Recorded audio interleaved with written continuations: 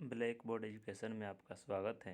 इस वीडियो में हम थर्मोडायनेमिक्स के बाद वाले chapter kinetic theory of gases को पढ़ेंगे, जिसमें Charles law, Boyle's law, Gibbs law के बारे में पढ़ना है। अगर आपको इस वीडियो का पीडीएफ चाहिए तो इस टेलीग्राम को ज्वाइन कर वहाँ से प्राप्त कर सकते हैं। अब देखते हैं Boyle's law. At constant temperature the volume of a defined mass of a gas is inversely proportional to pressure. Hindi हो जाएगा, स्थिर ताप पर गैस की नियत मात्रा का आयतन उसके दाब के व्युत्क्रमानुपाती होता है। इस परिभाषा से हम लिख सकते हैं भी इनवर्सली प्रोपोर्शनल भी डायरेक्टली प्रोपोर्शनल 1/p, अर्थात भी inversely proportional p at constant temperature. जब इसको, चूँकि यहाँ कंस्टेंट टेम्परेचर है, तो जब p को इधर भेजेंगे तो हो जाएगा वी पी बराबर पी भी बराबर कंस्टेंट, जहाँ k कंस्टेंट है।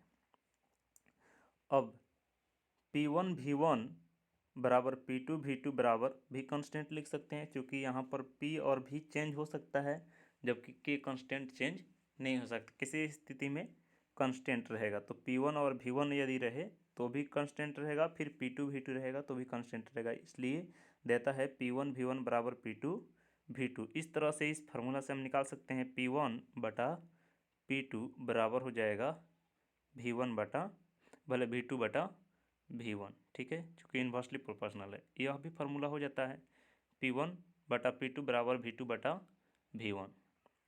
ठीक है, अब दूसरा नियम देखते हैं, Charles law. At constant pressure the volume of a defined mass of a gas is inversely proportional to absolute temperature. इसमें बता रहा है कि कंस्टेंट प्रेशर, नियत दाब पर, हिंदी समझ लीजिएगा, चार्ल्स लॉ, चार्ल्स के नियम, नियत दाब पर किसी निश्चित गैस के मास, यहाँ पर जो मास है, यहाँ मास भी कांस्टेंट रखते हैं, ध्यान दीजिएगा, निश्चित मास, किसी गैस के निश्चित मास के आयतन डायरेक्टली प्रोपोर्शनल, समानुपाती होता है परम टेम्परेचर के, परम ताप के डायरेक्टली प्रोपोर्शनल होता है, सीधा समानुपाती होता है। तो भी directly proportional T at constant pressure, यहाँ पर प्रेशर जो है कांस्टेंट अब रह रहा है, तो भी डायरेक्टली प्रोपोर्शनल टी, जहाँ भी वॉल्यूम है और टी टेम्परेचर है। इसको भी हम लिख सकते हैं भी बराबर के टी, और फिर इससे भी हम लिख सकते हैं कि V1 बटा V2 बराबर हो जाएगा T1 बटा T2, जो कि कांस्टेंट से कांस्टेंट खत्म हो जाएगा। ठीक है, तो यह भी, इससे हमें फार्मूला प्राप्त हो रहा है चार्ल्स लॉ से।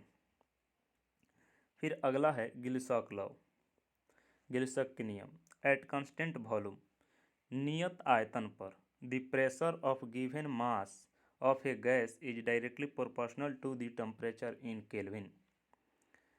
नियत आयतन पर किसी गैस के दिए गए मास का प्रेशर, दाब, उसके टेम्परेचर के, ताप के डायरेक्टली प्रोपोर्शनल होता है। टेम्परेचर किस में होना चाहिए? केल्विन में। केल्विन में टेम्परेचर के प्रोपोर्शनल होता है, डायरेक्टली प्रोपोर्शनल होता है। इस तरह से हम लिख सकते हैं कि P डायरेक्टली प्रोपोर्शनल T। इसको भी लिख सकते हैं P बराबर हो जाएगा के टी, यहाँ पर कांस्टेंट वॉल्यूम है, आयतन है। और इसमें लिख सकते हैं P1 बटा P2 बराबर हो जाएगा T1 बटा T2। ठीक है, इससे हमें यह फार्मूला प्राप्त हो रहा है गिब्स लॉ से। अगला है Avogadro law. At constant temperature, इसमें टेम्परेचर को कांस्टेंट रख रहे हैं, एंड प्रेशर, दोनों अब की कांस्टेंट रख रहे हैं, प्रेशर और टेम्परेचर को। The volume of gas, gas का आयतन, is directly proportional to number of molecules. यदि प्रेशर और टेम्परेचर, ताप को कांस्टेंट रखते हैं, तो गैस का आयतन अणु की, मोलिक्यूल्स मतलब अणु, अणु की संख्या के सीधे समानुपाती होता है, अर्थात भी डायरेक्टली प्रोपोर्शनल एन, यदि कांस्टेंट टी और पी रहे तब। तो यहाँ पर V1 बटा V2 बराबर लिख सकते हैं N1 बटा N2। ठीक है, अब ध्यान दीजिएगा, यहाँ पर चारों फार्मूला से हमें यह प्राप्त होगा, देखिएगा, चार्ल्स लॉ, उसके बाद गिल्स लॉ, एवोगाड्रो लॉ और बोयल्स लॉ, इन चारों से यदि जोड़ें तो हमें गैस इक्वेशन प्राप्त होता है। पीवी बराबर NRT या म्यू आर टी। ठीक है, N मतलब नंबर ऑफ मोल है, R गैस कांस्टेंट है, T टेम्परेचर है, P प्रेशर है, V वॉल्यूम है। ठीक है, यदि एट कांस्टेंट यहाँ पर PV बराबर NRT, चारों समीकरण को जब एक साथ लिखेंगे तो हो जाएगा PV बराबर NRT। ठीक है, जहाँ R कांस्टेंट है, गैस कांस्टेंट होता है, और यह आइडियल गैस के लिए लागू होता है। आइडियल गैस क्या होता है? तो जो gas Charles law, Boyle's law, Avogadro law, gills law के नियम को पालन करता है, इस रूल का पालन करता है, उसको हम आइडियल गैस कहते हैं। ठीक है, और आइडियल गैस इक्वेशन होता है PV बराबर NRT।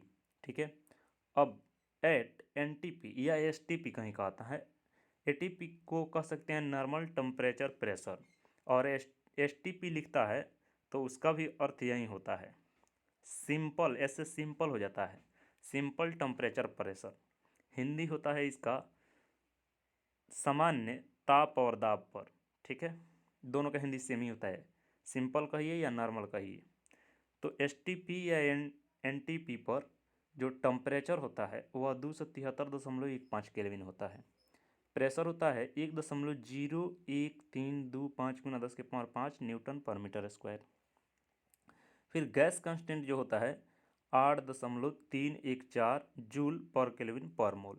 अब इसमें से R का मान हम निकाल सकते हैं। R जो है, R का हम SI यूनिट निकाल सकते हैं। R बराबर हो जाएगा PV बटा NT। ठीक है, जहाँ P प्रेशर है, इसका मात्रक होता है न्यूटन पर मीटर स्क्वायर, वॉल्यूम जो है V है, इसका हो जाएगा मीटर क्यूब, N जो है मोल है, और T केल्विन हो जाएगा टेम्परेचर। तो यहाँ पर ये दोनों मान तो सेम रहेंगे, हो जाएगा, यहाँ पर हो जाएगा प्रेशर के लिए न्यूटन पर मीटर स्क्वायर, और फिर मीटर क्यूब जोड़िएगा तो न्यूटन मीटर हो जाएगा, न्यूटन मीटर बराबर होता है जूल, तो इसलिए जूल लिखा गया।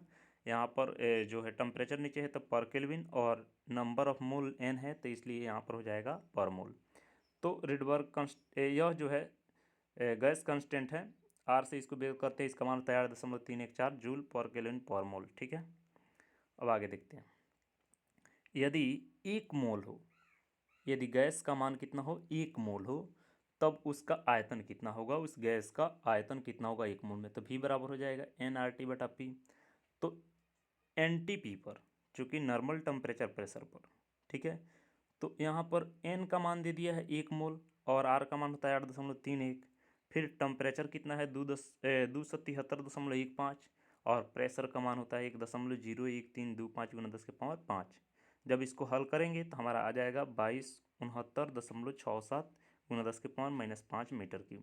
अब यह भी जानते हैं कि 1 मीटर क्यूब बराबर होता है 10⁻3 लीटर, इसलिए इतना 2269.67 गुना 10⁻5 मीटर क्यूब में कितना लीटर होगा, तो गुना कर देंगे, तो गुना करेंगे तो हो जाएगा आपका 22.4 लीटर।